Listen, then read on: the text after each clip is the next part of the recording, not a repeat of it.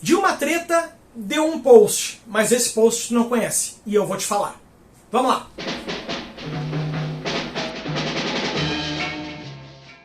Olá, sejam bem-vindos, eu sou o Gil Pereira e você está no Estúdio com o Gil. Que história é essa de treta, Gil? Bom, a treta é uma treta antiga, né? Que é uma treta sobre reforma. E foi construção? Foi o quê? Não, foi desconstrução.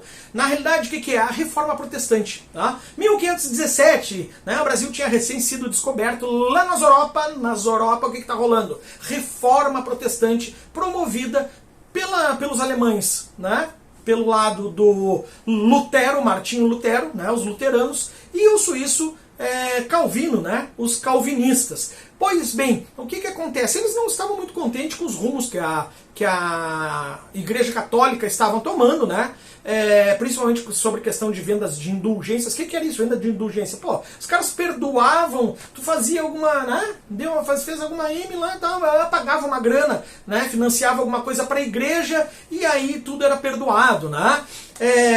Enfim, né? Então era muita corrupção, muito dinheiro rolando na igreja e tal, e vem a reforma. Então era uma outra visão de mundo que se tinha sobre a religião, né? Principalmente por quê? Porque era o comecinho aí do capitalismo se desenvolvendo, né? Então as doutrinas católicas já não serviam tão bem para alguns grupos europeus.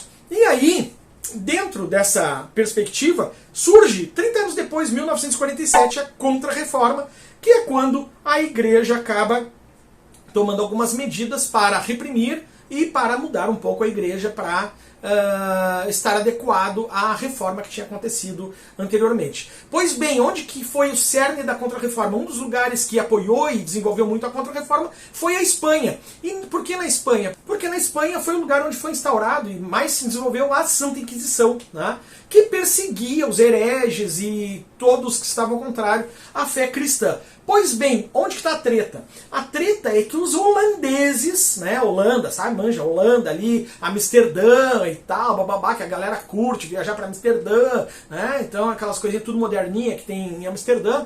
Então, os holandeses, né, o que acontece? Os holandeses seguiram um pouco mais a linha do luteranismo, né, e estavam um pouco mais à parte das questões da Igreja Católica.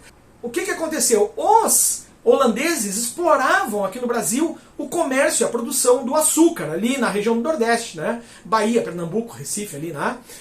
O que rola?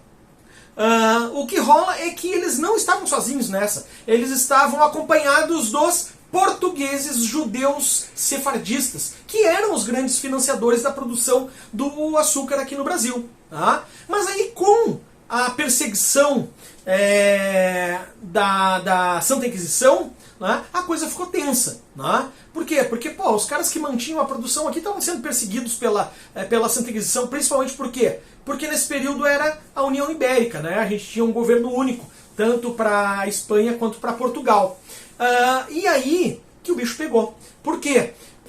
Houve uma reação por parte dos holandeses e principalmente também desses judeus portugueses que mantinham a produção do açúcar, e eles fundaram a Companhia das Índias Ocidentais, né? Existiam as orientais antes, eles fundam as Índias Ocidentais. E o que é o grande barato? Esse grupo, que era um grupo que tinha o monopólio da produção do açúcar, principalmente aqui na América, né? Tinha muito navio, tinha uma esquadra, né, de guerra e um dos maiores exércitos da Europa, que fazia inveja muito rei. Os caras tinham 10 mil soldados, que na época era bastante coisa. O que os caras fizeram?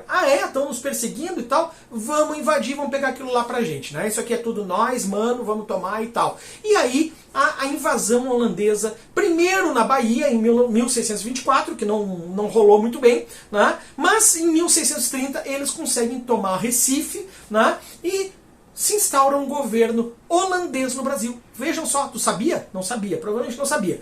E aí o que acontece? Bom, isso estando ali bem instaurado, né, vem lá da Holanda o conde Maurício de Nassau, para ser um governante aqui nesta localidade.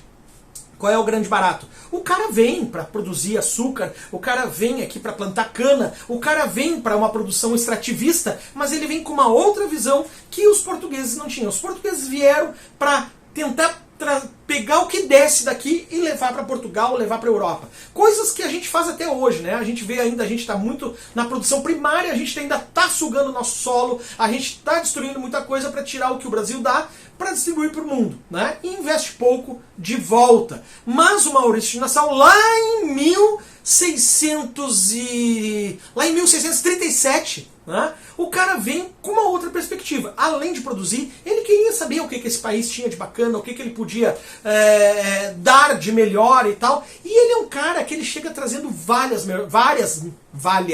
né? Cebolinha, várias infraestruturas novas para o Brasil, como calçamento, construção de canais para drenagem, construção de pontes, asilos, teatros, hospitais, escolas, a primeira sinagoga do Brasil. Então o cara faz um grande investimento de infraestrutura. Era outra cabeça. E era tão outra cabeça que aí ele traz consigo, né, uma trupe de cientistas, biólogos, naturalistas, médicos e pintores. Quem eram os pintores? E aí que eu quero falar do Post. Não é o Post esse que tu conhece, que todo mundo faz aí, né?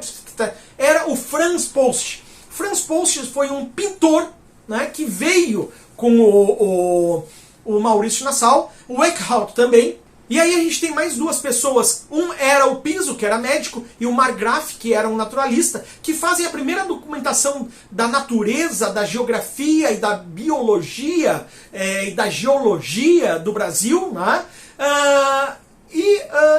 Para vocês verem como o pensamento do Maurício de Nassau era diferenciado em relação a essa terra aqui. Mas como é que o Post parou aqui?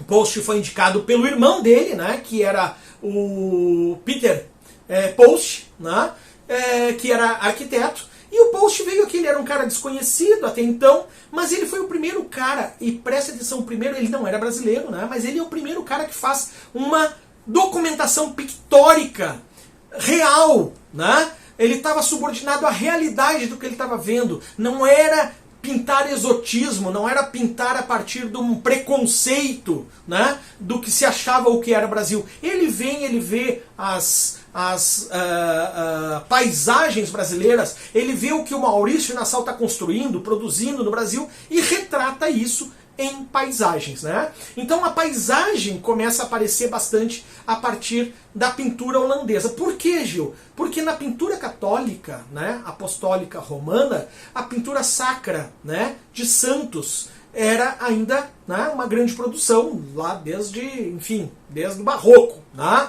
Mas já não acontecia tanto nos holandeses, porque eles seguiam a linha luterana, que a representação de santos não é uma coisa muito bem vista.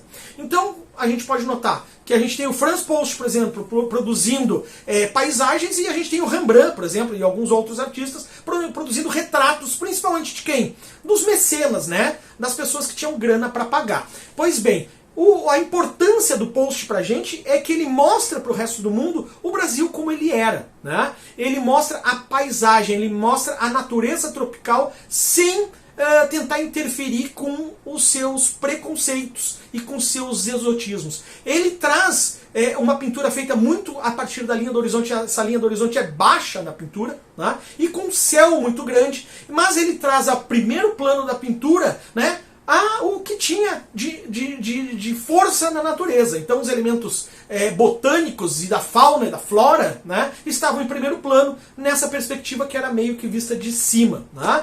O Eckhout também foi um artista que veio com a trupe do Maurício de Nassau, mas também eu queria falar de um cara que foi o Zacarias Wagner, que foi um cara que não veio nessa tropa com essa função. Ele era um artista de fim de semana.